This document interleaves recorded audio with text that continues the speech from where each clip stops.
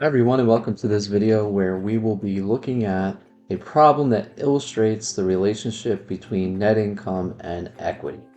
Alright, so let's hop over to the computer now and take a look. Alright, on your screen we have this problem, relates to Coca-Cola, and we're given some information about their beginning and ending of the year assets, liabilities, and equity.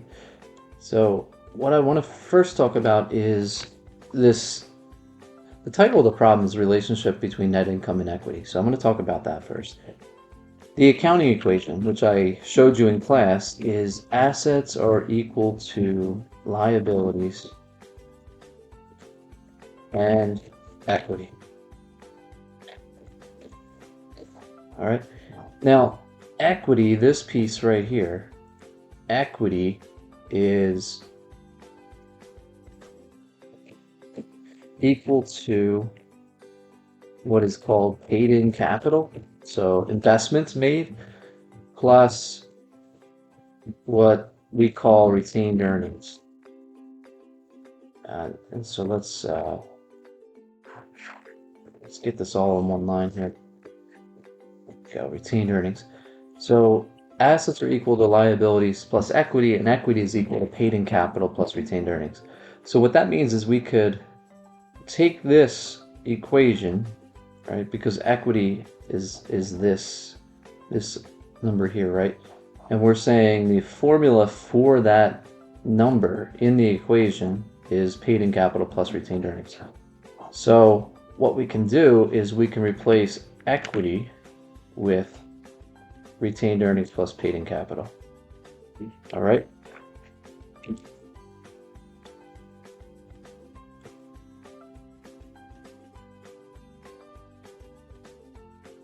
All right, so now we have assets are equal to liabilities plus paid-in capital plus retained earnings.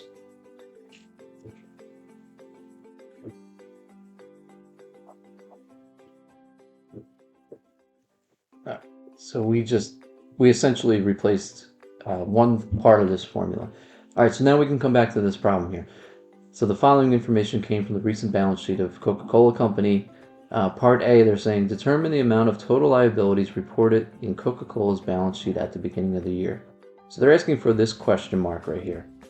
Well, that's pretty easy to figure out, right? Because we know that assets, right, the original form of this equation, assets are equal to liabilities plus equity, right? And they're telling us that the assets are 87.3 billion and liabilities we don't know, so I put a question mark, plus equity, which is 23.2 billion. Okay, which means to figure out liabilities, that question mark, we can say liabilities are equal to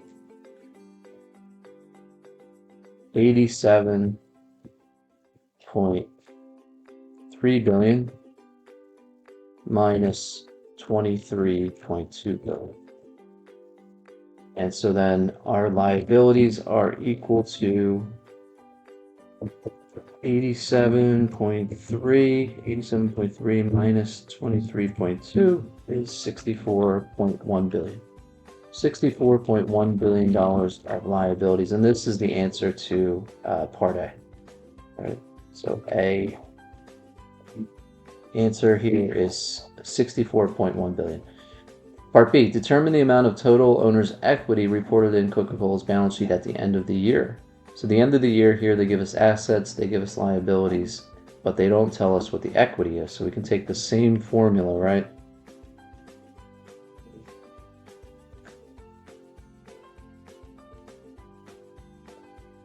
Assets are equal to liabilities plus equity. And we know from the problem that assets are, at the end of the year, they are worth $87.9 billion. $87.9 billion is equal to liabilities, which are 68.9 billion, plus equity, which we do not know. So then our equity is equal to 87.9 billion minus 68.9 billion, which gives us 87.9 minus 68.9. We get $19 billion of equity. All right. And then, so that answers part B.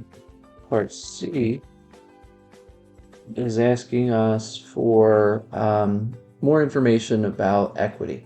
So retained earnings was reported in Coca-Cola's year-end balance sheet as $60.4 billion. If retained earnings was $65.5 billion at the beginning of the year, determine net income for the year if a $6.3 billion dividend was declared. All right. So they gave us a lot of information here, but let's think about this, right? Retained earnings is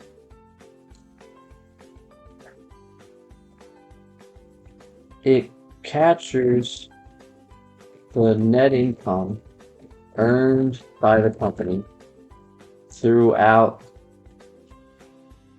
its lifetime, which I'm saying is not just this year. It's like total earnings since the company's been around. Retained earnings, it captures the net income earned by the company throughout its lifetime, not just this year alone. And it increases with net income and decreases when dividends are paid to shareholders. So what it's saying is we have earnings that we've made, we have net income that we've made that we have not yet given back to shareholders. When we pay these earnings back to the shareholders, it reduces our retained earnings. When we make more earnings, it goes up. And when we distribute it to the shareholders, it goes down. So here we're saying if we take our beginning retained earnings and to that we add our net income for a year, and from that if we subtract our dividends, we will get our ending retained earnings. So in this case, beginning retained earnings were the retained earnings was reported in Coca-Cola's year-end balance sheet of $60.4 billion. So ending retained earnings here is 60.4 billion. And what else did they tell us? If retained earnings was 65.5 billion at the beginning of the year, so this was 65.5 billion. And they paid they paid dividends of 6.3 billion.